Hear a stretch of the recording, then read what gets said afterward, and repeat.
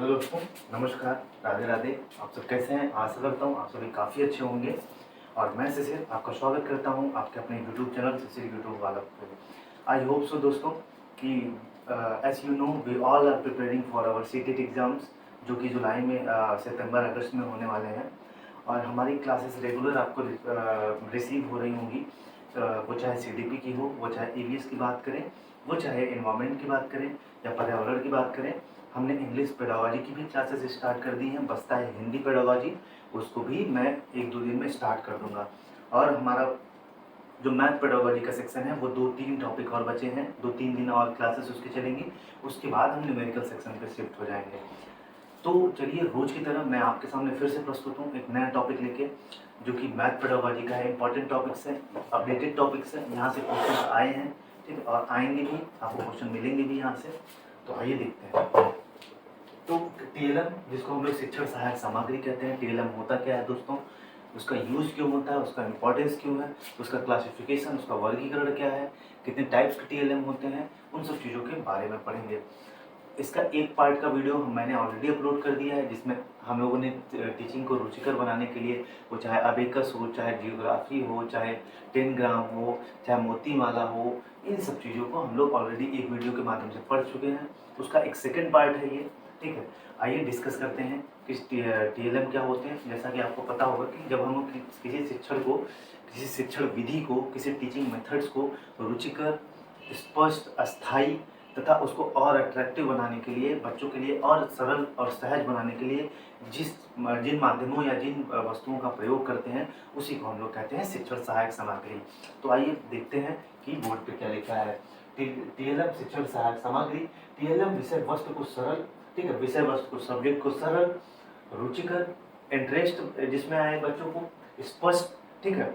उसके बाद करें प्रभावशाली तथा स्थायी बनाता है। बिल्कुल, टीएलएम जो है विषय वस्तु को हमारे सरल बनाता है, स्पष्ट बनाता है, एकदम क्लियरेंस रहता है हमारा किसी भी टॉपिक से रिलेटेड, स्पष्ट, अस्थायी बनाता है, ठीक है, उसको रुचिकर बनाता है, इंटरेस्टिंग बनाता है बच्चों के लिए।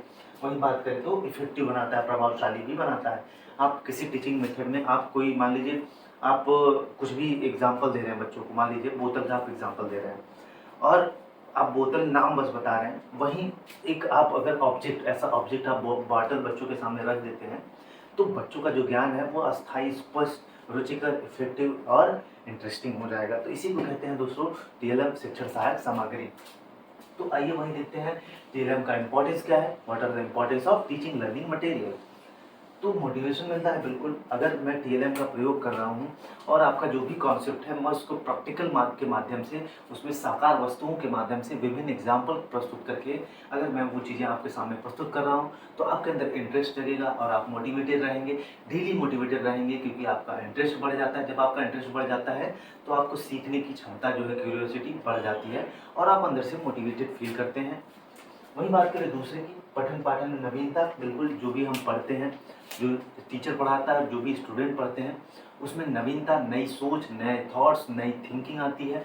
क्योंकि जब हम प्रैक्टिकल किसी चीज़ को साकार वस्तु के माध्यम से, कोई आपके सामने ऑब्जेक्ट के माध्यम से चीज़ों को समझाते हैं, तो जो चीज़ें आपको समझ में आती हैं वो बहुत ही अस्थायी रूप से वो समझ में आती हैं।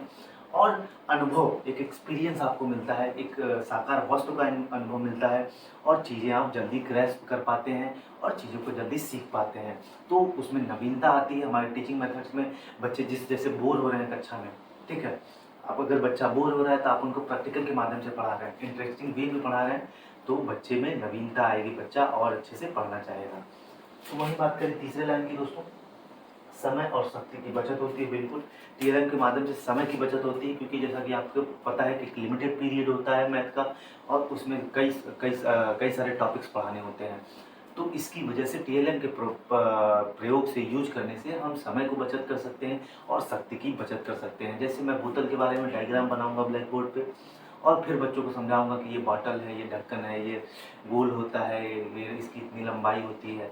वहीं मैं सीधा बच्चों के सामने अगर बॉटल का एग्जाम्पल रख देता हूँ तो बच्चे के दिमाग में एक अस्थायी एक छवि बन जाती है और बच्चा चीज़ों को आसानी से समझ लेता है। वही बात करें दोस्तों, छात्रों की व्यक्तिगत विभिन्नताओं को पूरा करती है। बिल्कुल, इंडिविजुअल डिफरेंस भी टॉपिक मैंने पढ़ा दिया है सीडीपी में। इंडिविजुअल डिफरेंस का मतलब ये होता है कि हर बच्चा मानसिक रूप से, शारीरिक रूप से, संवेगात्मक रूप से किसी न किसी से सबसे अलग होते हैं। सब लोग अलग होते हैं, सब डिफरेंस होते हैं।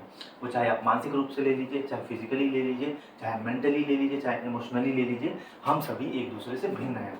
तो ऐसे बच्चे आपकी कक्षा में रहते हैं। हो सकता है कोई मंदबुद्धि बालक रहे, हो सकता है कोई प्रतिभाशाली बालक हो सकता है कोई पिछड़ा बालक हो। तो सृजनशील बालक को, ऐसे बालकों की जो नीड होती है, उनकी जो ज़रूरत होती है, उसको पूरा करती है टीएलएम। ठीक है। नेक्स्ट है रखने की प्रवृत्ति को कम करती है। बिल्कुल, अगर मैं आपको कोई कॉन्सेप्ट बस ऐसे ही बताता रहूँ, मुंह से आपको स्पीच डिलीवर करता रहूँ, तो आपको थोड़ा सा बोरिंग लगेगा। अगर मैं वहीं उन सब चीज़ों में प्रैक्टिकल चीज़ें का यूज करने लगूँ, चार्ट पेपर के माध्यम से, वीडियो के माध्यम से, वीडियो क्लिप के माध्यम से, और जो भी गणितीय उपकरण है, चांता गोला प्रकार हो गया, अगर मैं ज्योमेट्री पढ़ा रहा हूँ, उसके माध्यम से आपके सामने वस्तुओं को रख के आपको समझाने की कोशिश कर रहा हूँ। सर्कुलर नाम ले रहा हूँ, गोला नाम ले रहा हूँ, तो एक बॉल आपके सामने एग्जाम्पल दिखा के। तो ये सब चीज़ें एक क्या कहती हैं दोस्तों, ये सब हमारे रटने की प्रवृत्ति को कम करती है, और हम रटने पे कम जोर देते हैं और वही चीज़ें समझने में ज़्यादा जोर देते हैं। क्योंकि जब प्रैक्टिकली हम कोई चीज़ एक साकार वस्तु की आपको सामने एक ऑब्जेक्ट रख के चीज़ों को बड़ा पढ़ाते हैं, तो जो आपके अंदर की इंटरेस्ट है, वो रुचि जगती है आपके अंदर, और आप समझने की कोशिश करते हैं, न कि रटने की चीज़ों की। तो इसीलिए टेलम का उपयोग या इम्पोर्टेंस है। वही बात करें वैज्ञानिक दृष्टिकोण को बढ़ावा देता है। बिल्कुल, अगर हम प्रैक्टिकली कोई चीज़ आपके सामने रख रहे हैं, ठीक है, अगर मैं बॉटल आपके सामने रख रहा हूँ, तो आप इसके बारे में, अगर मैं कहीं इसी चीज़ को डायग्राम बनाऊँ कि ये बॉटल है, आप उतना ज़्यादा नहीं सोच पाएंगे। अगर मैं बॉटल दिखा देता हूँ आपको, हाँ इसका कलर ऐसे होता है, इसका कैप ऐसे होता है, इसका कैप कैसे बंद होता है, इसमें पानी कैसे डालते हैं, आप विभिन्न डाइवर्जेंट थिंकिंग सोच सकते हैं, विभिन्न प्रकार के सोच तर्क दिमाग में आपके आएंगे। तो इसीलिए दोस्तों, इसको क्या कहते हैं, इसको वैज्ञानिक दृष्टिकोण को बढ़ावा देता है। ये हमारी रीजनिंग एबिलिटी को बढ़ावा देता है, हमारी तर्क शक्ति को बढ़ावा देती है, हमारे सोचने की क्षमता को बढ़ावा देता है, ठीक, हमारे मेंटल प्रोसेस तेजी से काम करता है। इसीलिए हम टीएलएम का उपयोग करते हैं। कल्पना शक्ति, निरीक्षण, तर्क शक्ति का विकास करता है। जैसा कि मैंने बताया, इमेजिन करने में वही चीज़ें हैं। आपको एग्जाम्पल मैंने ऑब्जेक्ट आपके सामने रख दी, और वही एक डायग्राम या पिक्चर के माध्यम से। तो आपको अगर साकार वस्तु में सामने रख रहा हूँ, तो आप कि जो तर्क सोच है, जो आपको विचार करने का तरीका है, वो बढ़ जाएगा, और आप काफ़ी अच्छे से सोचेंगे और इमेजिनेशन कर पाएंगे आप अच्छे से। ठीक है, इमेजिन कर पाते हैं आप।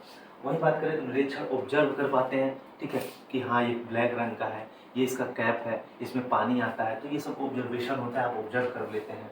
वही बात करें तो तर्क शक्ति का भी विकास होता है, आपकी रीजनिंग एबिलिटी बढ़ती है। तो आइए कुछ नेक्स्ट लाइन से दोस्तों देखते हैं।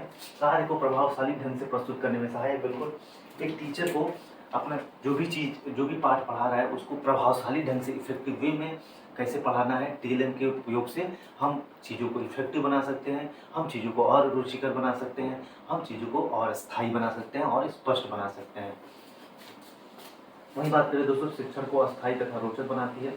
जैसा कि मैंने ऑलरेडी बताया आपको कि अगर आपको किसी ऑब्जेक्ट के माध्यम से या किसी प्रैक्टिकल में, जैसे मान लीजिए मैथ का या आपका साइंस का कोई चैप्टर है और फोटोसिंथेसिस है, आपने बस पढ़ा है फोटोसिंथेसिस की प्रक्रिया, अगर मैं वही लैब में ले जाके उसी चीज़ को अगर प्रैक्टिकली आपके सामने कराऊं, या फिर कोई भी केमिकल रिएक्शन हो गया, कुछ भी हो गया, ये तो मैं बड़े स्तर की बात कर रहा हूँ। प्राइमरी लेवल पे आप बच्चों के जो भी गणितीय उपकरण होते हैं, ठीक है, टेंग्राम हो गया, मोतीमाला हो गया, अबेकस हो गया, गिनतारा हो गया, इन सब चीज़ों के माध्यम से जब आप जोड़ उनको सिखाते हैं, तो बच्चा बहुत सक्रिय रूप से सीखता है, इंटरेस्टिंग होता है और अट्रैक्टिव होता है, और बच्चे इंटरेस्ट लेते हैं आपके पढ़ाई में, आपके टीचिंग मेथड्स में।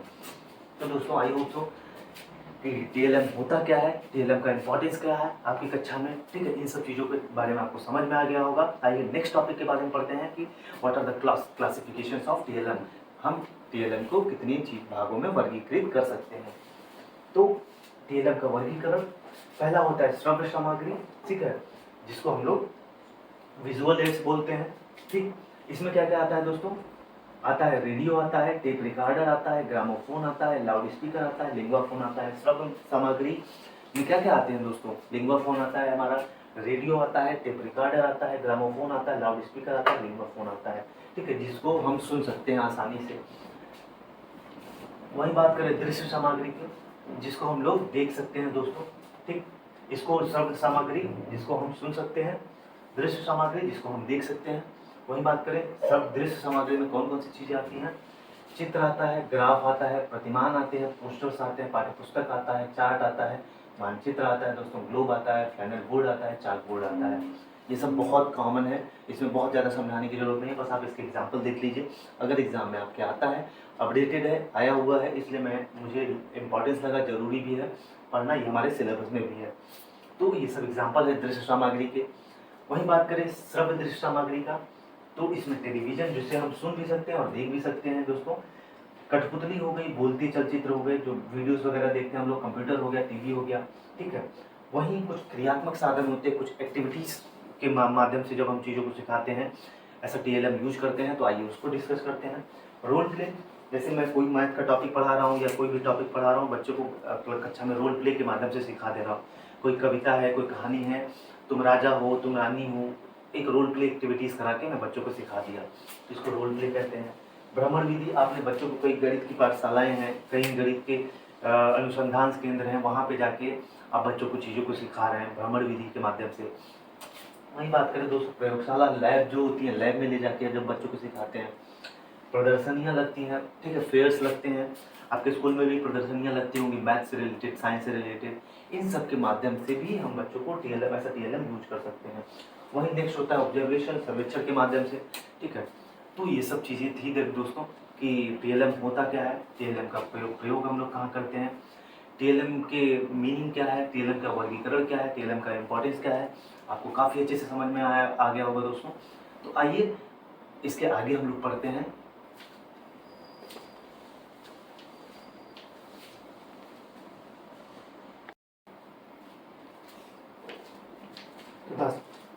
तो दोस्तों हमारा नेक्स्ट टॉपिक है पाठ योजना क्या होता है, बहुत इंपॉर्टेंट टॉपिक है, यहाँ से क्वेश्चंस कई बार पूछे गए हैं कि पाठ योजना से रिलेटेड। तो आइए पढ़ते हैं पाठ योजना क्या होता है। शिक्षण से पहले की गतिविधि, जो पाठ योजना होती है दोस्तों, ये शिक्षण से पहले की गतिविधि होती है। इसमें करता क्या है टीचर कि जो भी विषय वस्तु या पाठ्यक्रम उसको पढ़ाना होता है, उसकी एक रूपरेखा तैयार करना ही पाठ योजना कहलाता है। आई होप सो आपको समझ में आ गया होगा कि पाठ योजना क्या होता है, कि शिक्षण से पहले की गतिविधियाँ होती हैं।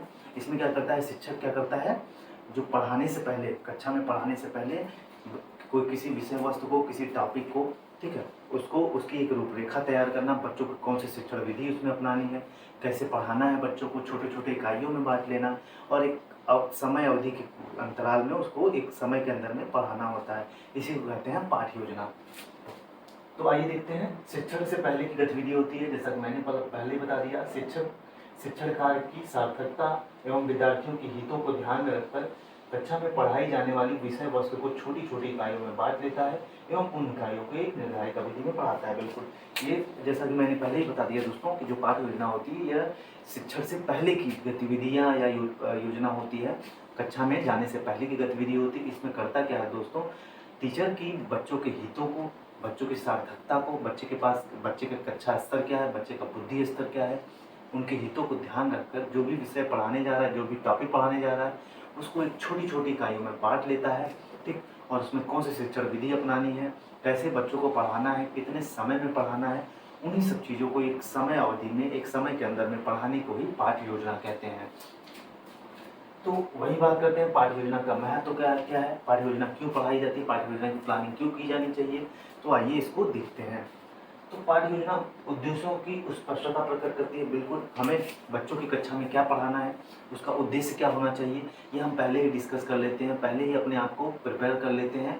तो इससे हमको किसी भी पाठ, किसी भी टॉपिक का उद्देश्य क्या है उसको स्पष्ट कर देता है। नेक्स्ट बात करें दोस्तों, शिक्षण क्रियाओं के चुनाव। बिल्कुल, जो भी टीचिंग मेथड्स या टीचिंग एक्टिविटीज़ करानी है कक्षा में, ठीक, इसकी मदद करता है, इसको चुनाव करने में मदद करता है। क्योंकि अगर हम कोई भी पार्ट है उसके पहले ही हम प्रॉपर प्लानिंग करके जाते हैं, तो हमारे पास एक आइडियाज़ होते हैं, थॉट्स होते हैं, चीज़ों को नवीन तरीके से कैसे पढ़ाएं, कौन से शिक्षण विधि का चुनाव करें, तो उसके अकॉर्डिंग हम चीज़ों को कर लेते हैं। तो इसीलिए शिक्षण क्रियाओं के चुनाव में सहायक होता है। नेक्स्ट है, शिक्षण में आत्मविश्वास होता है। बिल्कुल, अगर टीचर कक्षा में बिना प्रिपेयर करे किसी चीज़ को जा रहा है स्पीच डिलीवर करने या किसी पार्ट को पढ़ाने, तो थोड़ा सा कॉन्फिडेंस लो होता है। अगर उसी से पहले उस टॉपिक को हम पूरी तरह से तैयार करके जाएँ आपके सामने, और फिर उस चीज़ को, स्पीच को डिलीवर करें, कैसे स्टेप बाय स्टेप पढ़ाना है बच्चों को, कौन सी शिक्षण विधि को अपनानी है कक्षा में, कौन सी एक्टिविटीज़ करानी है, इसको कितने समय में पढ़ाना है, उसको जब सारी चीज़ें पहले से पता होती हैं दोस्तों, तो टीचर का आत्मविश्वास या कॉन्फिडेंस ऑटोमेटिक बढ़ जाता है। वहीं बात करें शिक्षक सहायक सामग्री का चुनाव आसान हो जाता है। बिल्कुल, जो भी टीएलएम यूज करना है, जैसे मैथ का टॉपिक है तो उसमें मैथमेटिकल हमें टीएलएम यूज करना है, तो ये आसान हो जाता है हमें शिक्षक सहायक सामग्री का चुनाव करने में। नेक्स्ट है पाठ्य योजना से संबंधित टीचर का ज्ञान। जो भी प्लान लेसन जो पाठ्य योजना है दोस्तों, ठीक है, उससे संबंधित जो टीचर के पास क्या क्या ज्ञान होने चाहिए, क्या टीचर के पास भी तो नॉलेज होना चाहिए पाठ्य योजना को तैयार करने से पहले, क्योंकि आप एक नवनियुक्त शिक्षक को बनने जा रहे हैं तो आपके पास ज्ञान होना चाहिए पाठ्य योजना से संबंधित। तो आइए देखते हैं क्या होना चाहिए। पाठ्य वस्तु का ज्ञान होना चाहिए। बिल्कुल, जो भी हमारा सब्जेक्ट है उसके बारे में हमें चीज़ों के बारे में पता होना चाहिए। मैथ का सब्जेक्ट है, कौन सा टॉपिक है, ठीक है, इन सब चीज़ों के बारे में हमें पता होना चाहिए। वहीं बात करें शिक्षा मनोविज्ञान का ज्ञान, बिल्कुल ऐसा टीचर, ऐसा प्राइमरी टीचर, आपको शिक्षा मनोविज्ञान की ज़रूरत बहुत अत्यधिक पड़ती है और आपको उसका एक प्रॉपर नॉलेज होना चाहिए, क्योंकि एक छोटा सा बच्चा, नन्हा सा बच्चा होता है, उसको आपको समझना होता है, बच्चा कैसे बिहेव करता है, बच्चा कैसे रिएक्ट करता है, वो कब क्या व्यवहार करेगा, बच्चे को कैसे समझाएंगे, बच्चे को कैसे पढ़ाएंगे, क्या क्या टीचिंग मेथड से बच्चा समझेगा, कैसे पाठ को अच्छे से समझेगा, कैसे बच्चे के अंदर इंटरेस्ट हो जाएगा पढ़ाई को लेके। तो ये सब साइकोलॉजी के थ्रू आपको चीज़ें पता होनी चाहिए। नेक्स्ट है शिक्षण विधियों का ज्ञान होना चाहिए। बिल्कुल, जो भी टीचिंग मेथड्स हैं, ठीक है, उनके बारे में ज्ञान होना चाहिए। अग्नात्मक विधि क्या है, निगनात्मक विधि क्या है, ठीक है, जो विभिन्न प्रकार की शिक्षण विधियां हैं, इनके बारे में इनको प्रॉपर नॉलेज होना चाहिए। कौन से टॉपिक्स में को कैसे पढ़ाना चाहिए।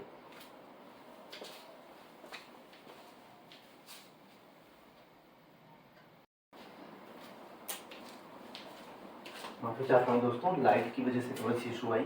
तो हम लोग पढ़ रहे थे कि शिक्षा पाठ्य योजना से संबंधित टीचर्स के पास क्या क्या नॉलेज होना चाहिए। तो हम लोगों ने पढ़ा कि पाठ्य वस्तु का ज्ञान होना चाहिए। दूसरा है शिक्षा मनोविज्ञान का ज्ञान होना चाहिए, उसके पास पेडागोजी से रिलेटेड नॉलेज होना चाहिए, साइकोलॉजी से रिलेटेड नॉलेज होना चाहिए। वही है शिक्षण विधियों का ज्ञान होना चाहिए। नेक्स्ट है शिक्षण कौशलों का ज्ञान होना चाहिए। विभिन्न प्रकार के जो भी टीचिंग स्किल्स होते हैं, एक टीचर को प्रॉपर पता होना चाहिए दोस्तों कि हमारे पास क्या क्या स्किल्स होनी चाहिए एक टीचिंग के लिए।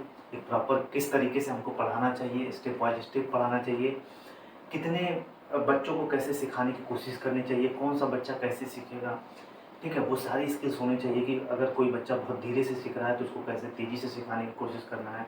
कोई बच्चा बोल नहीं रहा है या हमेशा पीछे बैठ रहा है, मतलब बच्चों से रिलेटेड जो भी स्किल्स होनी चाहिए टीचर के पास, वो सारी स्किल्स एक टीचर के पास होनी चाहिए। वही बात करें नेक्स्ट दोस्तों, पाठ्य योजना के चरण होते हैं, ठीक है, पाठ्य योजना के स्टेप्स होते हैं कि पाठ्य योजना कैसे बननी चाहिए। तो आइए उसको देखते हैं। तैयारी करना, पहले चीज़ों को प्रस्तुतिकरण का पहले तैयारी करना चाहिए दोस्तों। किसी चीज़ की पाठ्य योजना का जैसे आप चयन करने जा रहे हैं तो सबसे पहले क्या करेंगे, तैयारी करेंगे, ठीक है, उसका प्रिपरेशन करेंगे। उसमें कौन कौन से टीचिंग मेथड्स, उस विषय वस्तु को छोटे छोटे इकाइयों में बांट के कौन सा टीचिंग मेथड्स का उपयोग करेंगे, कौन सी एक्टिविटीज़ उसमें इन्वॉल्व करेंगे आप, इन सब चीज़ों का प्रिपरेशन करना चाहिए। दूसरे स्टेप में दोस्तों हमें प्रस्तुतिकरण करना चाहिए, ठीक है। प्रस्तुतिकरण सेंस कि उसका उद्देश्य क्या है, उस पाठ का बच्चों से डिस्कस करना और बच्चों को मतलब उस टॉपिक का लक्ष्य क्या है उसको सिखाने में मदद होना चाहिए, ताकि आप बच्चों के सामने अच्छे से प्रस्तुत कर पाएँ चीज़ों के। वहीं बात करें तीसरा, चाकबोर्ड कार्य जरूर करिए। चाकबोर्ड कार्य के मतलब आप जो भी बोर्ड से रिलेटेड एक्टिविटीज़ है, वहाँ पे डायग्राम हो सकता है, वहाँ पे कोई एक्टिविटीज़ हो सकती है, कोई चीज़ों को आप अगर प्रस्तुत करने जा रहे हैं तो उस चीज़ों को डायग्राम होना चाहिए, पिक्चर होना चाहिए, ठीक है। जो भी गतिविधियाँ होनी चाहिए बोर्ड से रिलेटेड आपको करना चाहिए। उसके बाद पुनरावृत्ति करना चाहिए, बच्चों से पूछना चाहिए, जैसे ही पाठ खत्म होता है तो उसके अंत में कुछ प्रश्न उस टॉपिक से रिलेटेड आपसे क्वेश्चन करने चाहिए, बच्चों से पूछना चाहिए कि बच्चों को समझ में आया कि नहीं आया, अगर कोई डाउट है तो पूछिए।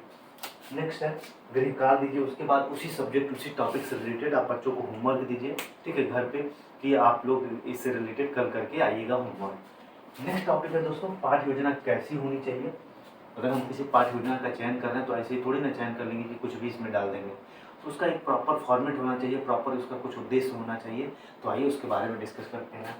पाठ्य योजना उद्देश्यों एवं लक्ष्यों को पूरा करना चाहिए या डिफाइन करना चाहिए। बिल्कुल, जो भी हमारे उस विषय वस्तु का उद्देश्य क्या है, उसका उस टॉपिक में लक्ष्य क्या है। जैसे मैं फोटोसिंथेसिस के बारे में सिखाना चाह रहा हूँ तो हमारा लक्ष्य फोटोसिंथेसिस को सिखाना, बच्चों को समझ में आना चाहिए, ठीक है, और बच्चों से उसके पास उससे रिलेटेड फोटोसिंथेसिस से रिलेटेड जो भी नॉलेज है वो तक पहुँचनी चाहिए बच्चों तक। नेक्स्ट है विषय वस्तु का चुनाव। बिल्कुल, दूसरा जो है कि विषय वस्तु का जो आप चुनाव कर रहे हैं, आप जो कक्षा के अकॉर्डिंग है, कक्षा के स्तर, कक्षा जैसे कक्षा 4 का बच्चे हैं तो उनके स्तर टॉपिक्स होने चाहिए, उनके स्तर का इन्फॉर्मेशन उनको देना चाहिए, उनके स्तर की विषय वस्तु होनी चाहिए। नेक्स्ट है शिक्षण विधियों का चुनाव। बिल्कुल आप उस टॉपिक्स में कौन कौन से टीचिंग मेथड्स अप्लाई करेंगे, कौन सा टीएलएम यूज करेंगे आप, कौन सी एक्टिविटीज़ कराएंगे, खेल खेल के माध्यम से कराएंगे आप, तो ये सब चीज़ें आपको शिक्षण विधियों का चुनाव करना भी पता होना चाहिए। नेक्स्ट है बच्चों का मूल्यांकन करिए। उसके बाद जब आप ये सब चीज़ें कर लेते हैं तो उसके बाद लास्ट स्टेप होता है बच्चों का मूल्यांकन करिए। वो चाहे बच्चों को क्वेश्चन के माध्यम से करिए, या बच्चों को होमवर्क दे के करिए, या बच्चों को क्लास टेस्ट लेके करिए। तो आई होप सो दोस्तों, एक छोटा सा प्यारा सा टॉपिक आज हम लोगों ने पढ़ा। पाठ्य योजना क्या होती है, पाठ्य योजना का महत्व क्या है दोस्तों, और पाठ्य योजना के चरण क्या है, और पाठ्य योजना कैसी होनी चाहिए। तो इस वीडियो में यहीं तक दोस्तों। और अगर वीडियो पसंद आ रहा है तो आप लाइक शेयर सब्सक्राइब जरूर करिए इस चैनल को। हम पूरी कंप्लीट प्रिपरेशन करेंगे सीटेट की विथ प्रैक्टिस। जैसे ही हमारा सिलेबस हम बहुत जल्दी कंप्लीट करने वाले हैं, उसके बाद प्रैक्टिस प्रैक्टिस प्रैक्टिस इतना प्रैक्टिस करेंगे हम लोग कि एकदम परफेक्ट हो जाएंगे दोस्तों, क्योंकि practice makes a man perfect. तो इस वीडियो में यहीं तक, फिर मिलेंगे एक नई जोश और नई ऊर्जा के साथ आपके अपने यूट्यूब चैनल शिशिर यूट्यूब वाला। जब तक के लिए जय हिंद जय भारत।